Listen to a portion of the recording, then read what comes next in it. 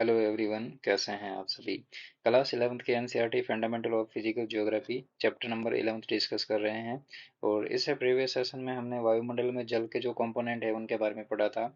और हमने सापेक्ष निरपेक्ष आर्द्रता के बारे में पढ़ा था, निरपेक्ष आर्द्रता के बारे में पढ़ा था।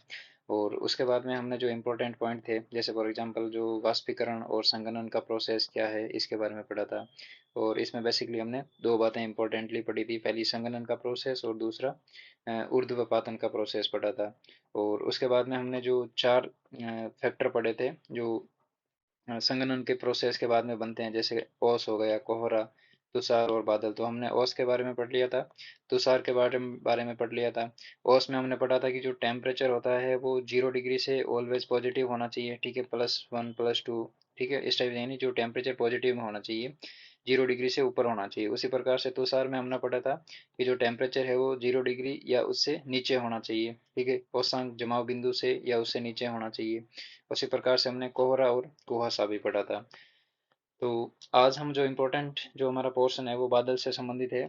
और बादल से संबंधित जो टॉपिक है, यानी जो क्लाउड्स है उनका क्लासिफिकेशन है, उनके पॉइंट ऑफ व्यू से हम इसको डिस्कस करेंगे। और एंड में हम जो टाइप्स ऑफ रेनफॉल है उनके बारे में डिस्कस करेंगे। इसी के साथ में हमारा चैप्टर कंप्लीट हो जाएगा।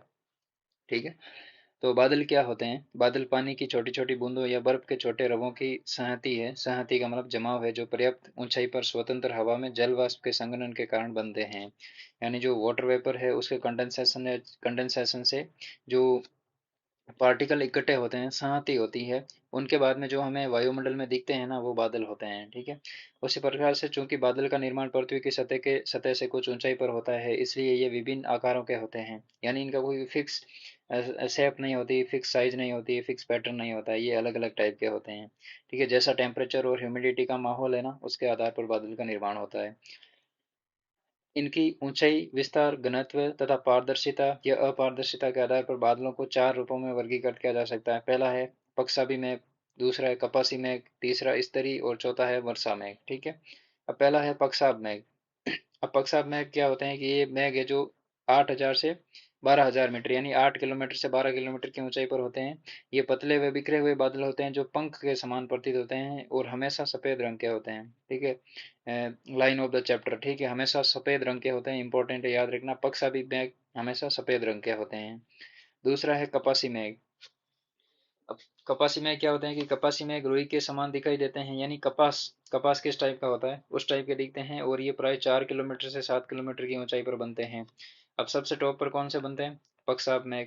ठीक है। उसी प्रकार से सेकंड नंबर पे कपासी मेघ। ठीक है।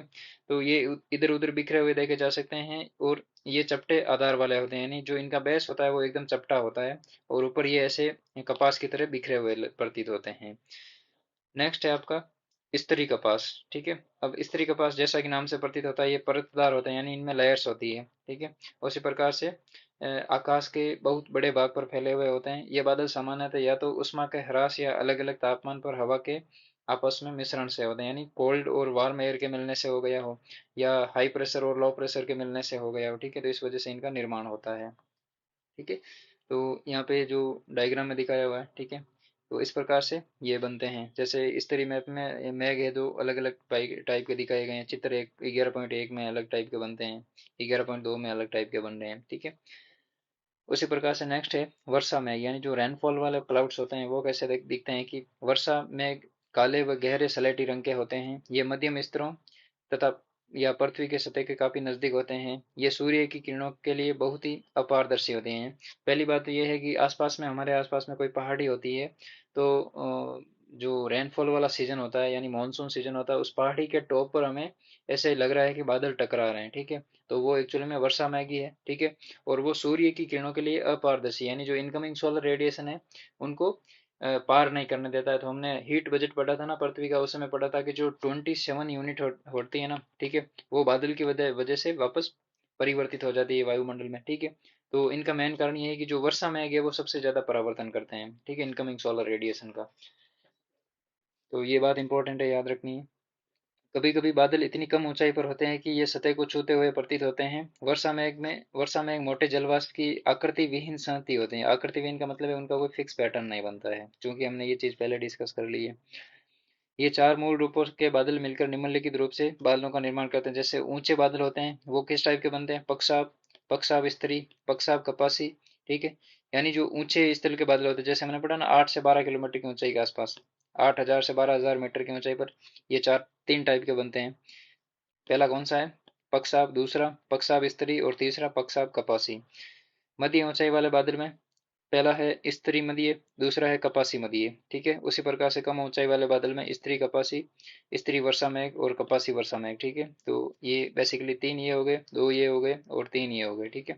तो बेसिकली टोटल 7 प्रकार के हो गए। अब इस डायग्राम में देखिए, जो हायर लेवल पे होते हैं, ठीक है, उसमें एक तो साइरस होते हैं और क्रेयो कोलंबस होते हैं, ठीक है, क्रेयो स्टेटस होते हैं, ठीक है। तो जो सी आई से स्पेलिंग स्टार्ट होती है ना, एग्जाम में याद रखना इंपॉर्टेंट है, जिनकी स्पेलिंग कैपिटल सी और स्मॉल आई से स्टार्ट होती है ना, वो हमेशा हाई पे रहते हैं। हाई का मतलब है 8 से लेके 12 किलोमीटर की हाइट तक, ठीक है। फिर है अल्टो कोलंबस, ठीक है, सॉरी अल्टो कोलुमस, फिर है अल्टो स्टेटस और फिर है निम्बो स्टेटस, ठीक है। तो ये बादल बनते हैं 4 से 8 के बीच में, ठीक है। तो इनकी हाइट ये रहती है। और जनरली जो वर्ड है ए टी, ठीक है, कैपिटल ए और स्मॉल टी ये मिडिल में रहता है, ठीक है। और ये निम्बो स्टेटस तो जो लो और हाई है इनके ट्रांजिशन फेज पे होता है, ठीक है। तो बेसिकली याद रखना, जितनी ज्यादा हाइट पे यदि एग्जाम पे क्वेश्चन आ जाए कि बादल को असेंडिंग या डिसेंडिंग ऑर्डर में सेट कीजिए, यानी हाई से लेके लो की फ्रीक्वेंसी में, यानी frequency in the sense distance, ठीक है। तो हाई लेवल से लो लेवल की तरफ तरफ इनको अरेंज कीजिए, ठीक है। तो वहाँ पे फॉर एग्जांपल चार ऑप्शन दिए हुए हैं आपको। पहला ये दिया हुआ है साइट साइरो स्टेटस, ठीक है। और दूसरा दिया हुआ है अल्ट्रो स्टेटस, ठीक है। और तीसरा दिया हुआ है आपको स्टेटो क्लुमोनिम्बस, ठीक है। और तीसरा दिया हुआ है क्लुमस, ठीक है, कुमुलस, ठीक है। तो ये चार टाइप का एग्जांपल दिए हुए हैं। तो याद रखना कि जो सी आई से स्पेलिंग स्टार्ट होती है वो सबसे हाइट में रहते हैं, ठीक है। उसके बाद में आता है अल्ट्रो स्टेटस का, ठीक है। उसी प्रकार से जो स्टेट्रोकुलमस जो टाइप के जो क्लाउड्स होते हैं वो अपेक्षाकृत लोअर हाइट में होते हैं, ठीक है। यानी जो लोअर लेवल है उसके हाई लेवल में होते हैं। उसी प्रकार से जो क्लुमस होते हैं वो लोअर लेवल के मिडिल लेवल में होते हैं, ठीक है। उसी प्रकार से जो स्टेटस होते हैं वो लोअर लेवल के लोअर पार्ट में होते हैं, ठीक है। तो वापस इनके भी तीन पार्ट आप डिवाइड कर सकते हैं, ठीक है। तो इस प्रकार से इंपॉर्टेंट याद रखना, सबसे ऊपर आएगा कैपिटल सी स्मॉल आई, उसके बाद में आएगा कैपिटल ए स्मॉल टी, ठीक है। उसके बाद में आप एस टी को ले सकते हैं, ठीक है। कैपिटल एस और स्मॉल टी आ जाएगा और लास्ट में आ जाएगा कैपिटल सी और स्मॉल यू, ठीक है। तो ये एग्जाम में क्वेश्चन आ सकते हैं जो असेंडिंग और डिसेंडिंग में बादलों को सेट करने के पॉइंट ऑफ व्यू से, तो उसका याद रखना। और अभी पिछले चैप्टर में हमने तड़ित जंजा और टोर्नेडो के बारे में पढ़ा था। तो जो क्लुम्बो निम्बस जो बादल होते हैं ना, कपासी वर्षी मेघ, ठीक है, अभी हमने यहाँ पे डिस्कस किया कपासी वर्षी मेघ, ठीक है। ये बेसिकली ये एकमात्र बादल है जिनकी वजह से टोर्नेडो आता है, ठीक है। और हमने जो तड़ित जंजा जंजा पढ़ी थी, ठीक है, यानी थंडर स्टॉर्म पढ़ा था, ठीक है। तो थंडर स्टॉर्म के लिए एकमात्र बादल छाएगा वो है क्लुम्बो निम्बस, ठीक है, कपासी वर्षी मेघ, कपासी वर्षी मेघ, ठीक है। तो ये इंपॉर्टेंट है एग्जाम के पॉइंट ऑफ व्यू से, याद रखना, ठीक है। तो कभी एग्जाम में क्वेश्चन पूछ ले कि जो तड़ित जंजा और टोर्नेडो है वो कौन से टाइप के बादल में विकसित होते हैं, तो चारों एग्जाम्पल दे देंगे आपको पहले दे देगा क्लुम्बो निम्बस, दूसरा दे देगा क्लुमस, ठीक है, तीसरा दे देगा आपको साइरस और चौथा दे देगा आपको अल्टो क्यूमुलस, ठीक है। तो याद रखना जो हमेशा कपासी वर्षी मेघ में ही तड़ित जंजा और टोर्नेडो बनते हैं, ठीक है। तो ये बेसिक क्लासिफिकेशन है। आई होप कि आपको इस डायग्राम के पॉइंट ऑफ व्यू से अच्छे से क्लियर हो गया होगा। लेकिन ये जो हमने यहाँ पे सीक्वेंस बनाई है ना, चार जो टाइप के क्लाउड की, सी आई, ए टी, एस टी और सी यू, ये याद रखना इंपॉर्टेंट है, एग्जाम में क्वेश्चन पूछ सकते हैं। यानी सी आई, ए टी, एस टी और सी यू, ठीक है। तो ये याद रखना इंपॉर्टेंट है, ठीक है। एग्जाम में असेंडिंग डिसेंडिंग में कैसे भी पूछे तो आप करके आ जाओगे, ठीक है? अब नेक्स्ट है आपका जो इम्पोर्टेंट टॉपिक है वो है वर्षा के बारे में, यानी वर्षण के बारे में। अब स्वतंत्र हवा में लगातार संघनन की प्रक्रिया संघनित कणों के आकार को बड़ा करने में मदद करती है। यानी जो स्वतंत्र हवा है, जो वायुमंडल में हवा है, वो स्वतंत्र रूप से इधर उधर घूमती रहती है। तो इनमें जो संघनन की प्रक्रिया है उनकी वजह से जो कंडेंसेशन का प्रोसेस है उससे जो ह्यूमिडिटी इकट्ठी हुई है, तो वो क्या है कि धीरे धीरे बड़ा आकार ले लेती है। जब हवा का प्रतिरोध एक मिनट, जब हवा का प्रतिरोध गुरुत्वाकर्षण बल के विरुद्ध उनको रोकने में असफल हो जाता है, यानी हवा अपनी वे में चल रही है और उसमें क्या है, कंडेंसेशन का प्रोसेस हुआ, और एक टाइम ऐसा आया कि ग्रेविटी इनको अपनी ओर खींचने में सफल हो गई। कहने का मतलब ये अपने जो जल वाष्प इकट्ठा किया था उसको होल्ड करने में सक्षम नहीं रहे, ठीक है। तो बाद में क्या है कि जल के बूंदों के रूप में नीचे गिरता है, ठीक है। तो ये पृथ्वी की सतह पर गिरते हैं, इसलिए जल वाष्प के संघनन के बाद में जो नमी मुक्त होने की अवस्था है उसको वर्षण कहते हैं, ठीक है। तो बेसिकली यही प्रोसेस है, कंडेंसेशन होता है, और एक लिमिट के बाद में कंडेंसेशन इतना ज़्यादा हो जाता है कि हवा उसको अपहोल्ड करने में अनेबल हो जाती है। तो इसके बाद में जो संघनन का जो प्रोसेस है वो धरती पर गिरता है बूंदों के रूप में, तो उसको हम वर्षण बोलते हैं। यह द्रव या ठोस अवस्था में हो सकता है। वर्षण जब पानी के रूप में होता है तो उसको वर्षा कहते हैं। जब तापमान 0 डिग्री से कम होता है तो वर्षा हिमतुल्यों के रूप में, जिसे हिमपात कहते हैं, यानी जो छोटे छोटे ओले गिरते हैं उनके रूप में होती है, ठीक है। नमी षटकोणीय रवों के रूप में निर्मित निर्मित होती है, यानी जो ऐसे इस टाइप के पैटर्न बनते हैं, ठीक है। तो इनको हम षटकोणीय रवों के रूप में निर्मुक्त होती है, इस टाइप के बोल देते हैं। ये रवे हिमतुल्यों का निर्माण करते हैं। वर्षा तथा हिमपात के अतिरिक्त वर्षण के दूसरे प्रकार, जैसे सहिम वृष्टि या कर्कापात होता है, यानी जो स्लेटें गिरती है वायुमंडल से बड़ी बड़ी, ठीक है, इनकी बर्फ की परतें गिरती है छोटी छोटी, ठीक है, तो उसको कर्कापात बोलते हैं। कर्कापात काफी सीमित मात्रा में होते हैं एवं समय तथा क्षेत्र दृष्टि से ये यदा कदा होते हैं, यानी कभी कभार होते हैं, ठीक है। सहिम वृष्टि जमी हुई वर्षा की बूंदे हैं, या पिघली हुई बर्फ के पानी की जमी हुई बूंदे हैं, या तो ये क्या है, वर्षा की बूंदे हैं या पिघली हुई बर्फ के पानी की बूंदे हैं, ठीक है। जमाव बिंदु के तापमान के साथ जब वायु की एक परत सतह के नजदीक आधे जमे हुए परत पर गिरती है तब सहिम जो वृष्टि होती है वो होती है। उसी प्रकार से वर्षा की बूंदें जब गर्म हवा से निकलती है तथा नीचे की ओर ठंडी हवा में मिलती है तो इसके परिणाम स्वरूप वे ठोस हो जाती है तथा सतह पर वर्षा की बूंदों से भी छोटे आकार के बर्फ के रूप में गिरती है, यानी फॉर एग्जाम्पल, अब यहाँ पे बात करते हैं इस डायग्राम के पॉइंट ऑफ व्यू से, ठीक है। इंपॉर्टेंट कॉन्सेप्ट है, ध्यान से सुनना। अब यहाँ पे वर्षा वाले मेघ है, ठीक है, यहाँ से वर्षा हो रही है, ठीक है। अब हो रही है यहाँ पे, इस वाले लेवल में क्या हुआ कि यहाँ पे एक कोल्ड वाताग्रह आ गया। हमने जो वायु राशियां पढ़ी थी ना, तो प्रीवियस सेशन में यदि आपने डिस्कस किया तो आपको अच्छी तरह से पता होगा कि जो वायु राशियां होती है, तो जैसे ही यहाँ से वर्षा होती है, ठीक है, यहाँ से हमें जो ह्यूमिडिटी लूज कर देती है, कहना मतलब ग्रेविटी के फोर्स की वजह से यहाँ पे जल की बूंदें नीचे गिरने लगती है।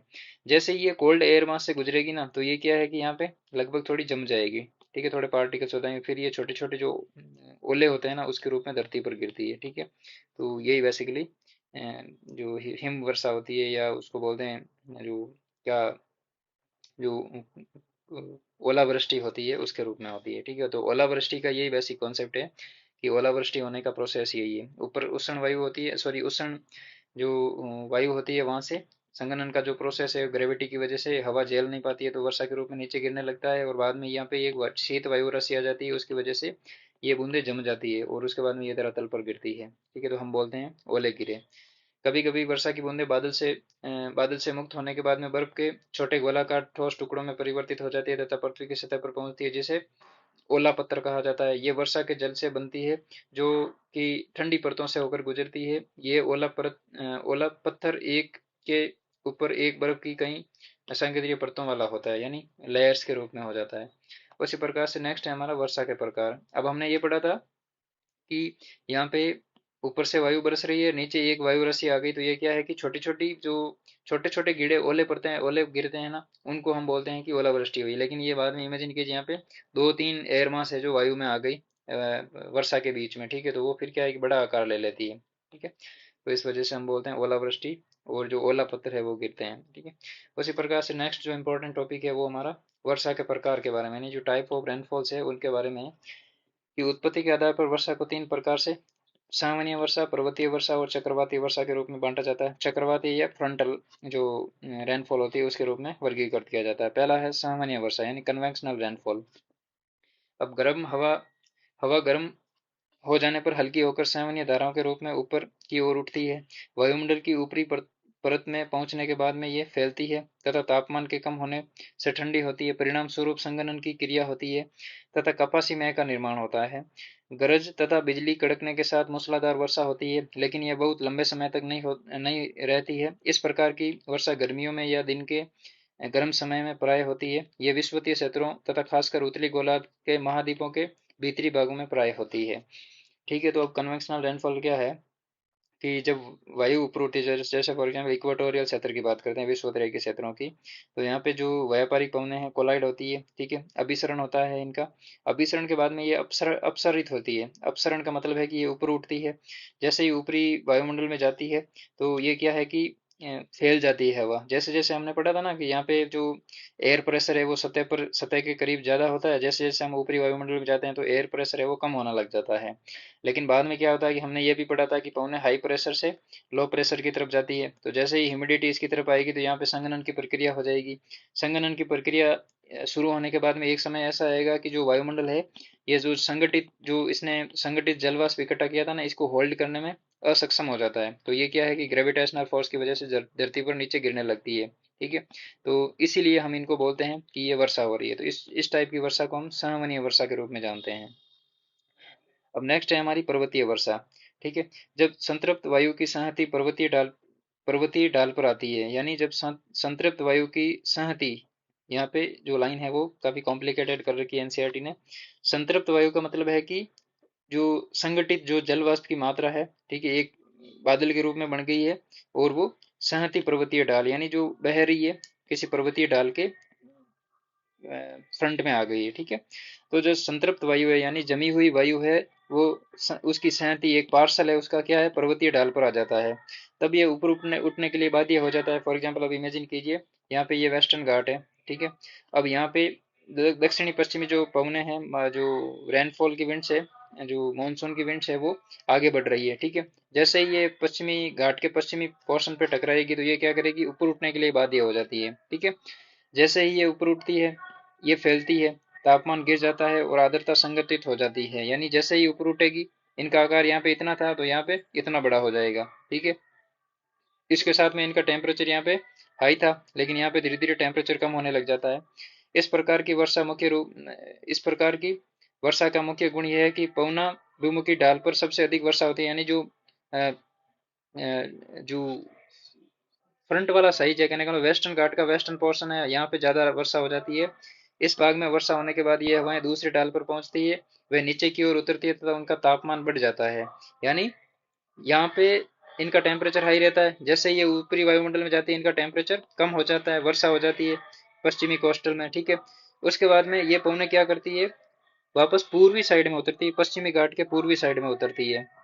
ठीक है, तो जैसे ही ये पूर्वी साइड में उतरेगी ना, तो इनका क्या है कि जैसे जैसे नीचे उतरती है, अब हमने ये पढ़ा था कि जब वायु ऊपर उठती है तो इनका डेंसिटी कम होता है। ठीक है, और जैसे ही वायु नीचे उतरती है तो डेंसिटी बढ़ जाता है। तो ये क्या करेगी, पूर्वी क्षेत्र में जैसे ही उतरेगी ना, पश्चिमी घाट के पूर्वी क्षेत्र में उतरते ही इनकी डेंसिटी बढ़ जाती है। ठीक है, और चूंकि डेंसिटी बढ़ने के साथ में ये शुष्क पवनें होती है, ठीक है, तब आर्द्रता धारण करने की क्षमता बढ़ जाती है। इस प्रकार प्रति पवन डाल सूखे एवं वर्षा विहीन रहते हैं। यानी यहाँ पे ये शुष्क हो जाती है, क्योंकि सारी ह्यूमिडिटी तो इन्होंने पश्चिमी पोर्शन में यहाँ पे लूज कर दी थी। जैसे ही ये पूर्वी पोस्ट लेवल पे जाएगी, पूर्वी साइड में जाएगी, तो इनकी जो ह्यूमिडिटी है वो खत्म हो जाएगी। ठीक है, नीचे उतरेगी तो ये शुष्क हो जाएगी। ठीक है, तो इसीलिए जो पश्चिमी क्षेत्र है पश्चिमी घाट का, यहाँ पे अच्छी वर्षा होती है एज कम्पेयर टू पूर्वी घाट के। ठीक है, तो ये इंपॉर्टेंट है, याद रखना। इनका मेन कारण यही है। प्रतिपवन भाग में स्थित क्षेत्र जिसमें कम वर्षा होती है उन्हें वृष्टि छाया क्षेत्र कहते हैं। ये पर्वतीय वर्षा या स्थलकृत वर्षा के नाम से जाना जाता है। यानी जो ये ओरोग्राफिक रेनफॉल बोलते हैं इनको इनको संवहनीय वर्षा को कन्वेंशनल रेनफॉल बोलते हैं, पर्वतीय वर्षा को ओरोग्राफिक रेनफॉल बोलते हैं। ठीक है, तो ये याद रखना कि ऑलवेज जो पवन विमुख की ढाल है, यानी जिस साइड में पवन टकराती है, किसी भी पहाड़ी क्षेत्र हो, चाहे हिमालय हो, चाहे रॉकी हो, चाहे एंडीज हो, ठीक है, जिस साइड में पवन टकराती है उस साइड में वर्षा होती है, और इसके विपरीत साइड को वृष्टि छाया क्षेत्र कहते हैं। ठीक है, तो इसका मेन कारण यही है। अब नेक्स्ट यहाँ पे इंपॉर्टेंट है कि चक्रवातीय वर्षा या फ्रंटल वर्षा। ठीक है, अब हमने पहले ही पढ़ लिया था 10th नंबर चैप्टर में। हमने पढ़ा था कि जो बहिरुष्ण कटिबंधीय चक्रवात यानी शीतोष्ण कटिबंधीय चक्रवात और चक्रवाती जो साइक्लोन होते हैं जो विश्व रेखा में बनते हैं, उनके अध्ययन में हम पढ़ चुके हैं कि जो चक्रवाती वर्षा समझने का। ठीक है, बेसिकली हमने उस प्रीवियस सेशन में पढ़ लिया था कि चक्रवाती वर्षा किस टाइप की होती है। ठीक है, एक तो शीतोष्ण कटिबंधीय चक्रवात होते हैं, दूसरे उष्ण कटिबंधीय चक्रवात होते हैं। तो आपने यदि 10th नंबर चैप्टर का डिस्कस नहीं किया है, उसके सेशन को नहीं देखा, तो एक बार उसको जरूर गो थ्रू कीजिए, वहाँ पे ये सारी चीजें क्लियर हो जाएगी कि वहाँ पे जो उष्णकटिबंधीय चक्रवात है, एक बार थोड़ा यहाँ पे डिस्कस कर लेते हैं, 1 मिनट लगेगा। उष्णकटिबंधीय चक्रवात है, उनका टेम्परेचर 27 डिग्री सेल्सियस से हाई होना चाहिए, ठीक है। और जो महाद्वीपीय क्षेत्र है वहां पर बनते हैं सदैव, एज कम्पेयर टू शीतोष्ण कटिबंधीय चक्रवात, चूंकि वो लैंड पार्ट और ओशियन पार्ट दोनों पे बन सकते हैं। तो उष्णकटिबंधीय चक्रवात है महासागरों में बनते हैं केवल। और जैसे ही ये कोरियोलिस फोर्स की प्रभाव में आते हैं, ठीक है, तो इनकी जो विंड का सर्कुलेशन है वो स्टार्ट हो जाता है, तो फिर ये क्या है कि तट की तरफ बढ़ते हैं आगे, ठीक है। तो जैसे जैसे आगे बढ़ते हैं महासागरों से आर्द्रता ग्रहण करते जाते हैं, और लेटेंट हीट खोने की वजह से वर्षा होती जाती है। तो इनका मेन कारण यही है कि जो फ्रंटल रेनफॉल और जो साइक्लोनिक रेनफॉल होती है वो तीसरे प्रकार की होती है, ठीक है। अब हम एक जो लास्ट हमारा जो इम्पोर्टेंट टॉपिक बचा वो देख लेते हैं, संसार में वर्षा का वितरण, ठीक है। जो रेनफॉल डिस्ट्रीब्यूशन है वर्ल्ड लेवल पर, उसको देख लेते हैं कि एक साल में पृथ्वी की सतह पर अलग अलग भागों में होने वाली वर्षा की मात्रा भी भिन्न भिन्न होती है। और ये अलग अलग मौसमों में भी होती है, कहीं पे विंटर सीजन में होती है, कहीं पे समर सीजन में होती है। सामान्य तौर पर जब हम विषुवत वर्ष से ध्रुवों की तरफ जाते हैं तो वर्षा की मात्रा धीरे धीरे घटती जाती है। विश्व के तटीय क्षेत्रों में महाद्वीपीय भागों के जो आंतरिक भाग है उनकी अपेक्षा ज्यादा वर्षा होती है। यानी एक तो हम विषुवत रेखा से उत्तरी ध्रुव या दक्षिणी ध्रुव की तरफ जाते हैं तो यहाँ पे रेनफॉल धीरे धीरे कम होने लगती है as compare to equatorial region. और दूसरा पोर्शन है कि जो कोस्टल एरिया है, ठीक है, फॉर एग्जाम्पल ये कोस्टल एरिया, तो कोस्टल एरिया यहाँ पे वर्षा ज्यादा होगी as compare to middle portion, ठीक है। मिडिल पोर्शन किसका? महाद्वीपों का। विश्व के स्थलीय भागों की अपेक्षा महासागरों के ऊपर वर्षा अधिक होती है, क्योंकि वहां पानी के स्रोत अधिकता के कारण वाष्पीकरण की क्रिया लगातार होती रहती है। अब हमने इसी चैप्टर में प्रीवियस सेशन में डिस्कशन किया था कि महासागरों पर इवोपोरेशन ज्यादा होता है as compare to land part, ठीक है। तो इसका मेन कारण यही है। विश्ववत वर्ष से 35 डिग्री से 40 डिग्री उत्तरी और दक्षिणी अक्षांशों के मध्य पूर्वी तटों पर बहुत अधिक वर्षा होती है। पूर्वी तट का मतलब यहाँ पे वर्ल्ड का मैप नहीं दे रखा, फॉर एग्जाम्पल हम उत्तरी अमेरिका की बात करें, ठीक है, तो ये उत्तरी अमेरिका का मैप है, ठीक है। तो उत्तरी अमेरिका के पॉइंट ऑफ व्यू से देखो, चाहे रूस सॉरी यूरोप के पॉइंट ऑफ व्यू से देखो, एशिया के पॉइंट ऑफ व्यू से, दक्षिणी अमेरिका हो गया, अफ्रीका हो गया, ऑस्ट्रेलिया हो गया, ठीक है। तो इनका जो पूर्वी तट है, ठीक है, ये तो सभी का पश्चिमी कोस्ट हो गया, ठीक है। फॉर एग्जाम्पल ये तो, 1 मिनट, ये तो सभी का पश्चिमी कोस्ट हो गया, ठीक है। तो यहाँ पे रेनफॉल कम होता है एज कम्पेयर टू पूर्वी कोस्ट, ठीक है। यहाँ पे रेनफॉल ज्यादा होता है, ठीक है। इस वाले पोर्शन में रेनफॉल ज्यादा होता है, इंपॉर्टेंट है याद रखना, कभी असरटेंस रीजन स्टेटमेंट बेस्ट क्वेश्चन बन सकते हैं, ठीक है। तथा पश्चिमी तट पर पश्चिमी पश्चिम की तरफ ये घटती जाती है, यानी जैसे जैसे हम पूर्व से पश्चिम की तरफ बढ़ेंगे ना तो ये रेनफॉल कम होता जाएगा as compare to eastern region, ठीक है। इसी प्रकार से लेकिन विषुवत वर्ष से 45 डिग्री तथा 65 डिग्री उत्तरी व दक्षिणी के बीच में पछुआ पवनों के कारण सबसे पहले महाद्वीपों के पश्चिमी किनारे पर वर्षा होती है। लेकिन यहाँ पे अपवाद है, ठीक है। अब यहाँ पे 45 से 65, ठीक है, फॉर एग्जाम्पल ये अर्थ है, ठीक है, इसका उत्तरी गोलार्ध में 45 से 65 और दक्षिणी गोलार्ध में भी 45 से 65, ठीक है। तो इन दो बेल्ट में, उत्तरी गोलार्ध में 45 से 65 और दक्षिणी गोलार्ध में भी 45 से 65, इस वाले बेल्ट में ये सिचुएशन रिवर्स होती है, ठीक है। तो इसमें पश्चिमी तट पर ज्यादा वर्षा होती है एज कम्पेयर टू पूर्वी तट, ठीक है। तो ये दो बातें इंपॉर्टेंट है, याद रखना, माइंड में बिठा लीजिए, ठीक है। अब उसी प्रकार से नेक्स्ट है कि यह पूर्व की तट पर घटती जाती है। अब जिस जिस साइड में रेनफॉल ज्यादा होगी उसके विपरीत साइड में रेनफॉल धीरे धीरे कम होती जाएगी। तो पश्चिम साइड में ज्यादा हो रही है तो पूर्व में कम हो जाएगी, पूर्व में ज्यादा हो रही है तो पश्चिम में कम हो जाएगी, ठीक है, सिंपल बात है। जहां भी पहाड़ तट के समानांतर होते हैं वहां वर्षा की मात्रा पवनाभिमुख के तटीय मैदान पर अधिक होती है और प्रतिपवन दिशा में की तरफ घटती जाती है। यानी हमने वेस्टर्न घाट का ऑप्शन पढ़ा था, कॉन्सेप्ट पढ़ा था, पश्चिमी घाट के पश्चिमी पोर्शन पे ज्यादा वर्षा होती है और उसका जो रिवर्स पोर्शन है यानी पूर्वी क्षेत्र है वहां पे वृष्टि छाया क्षेत्र के अंतर्गत आता है।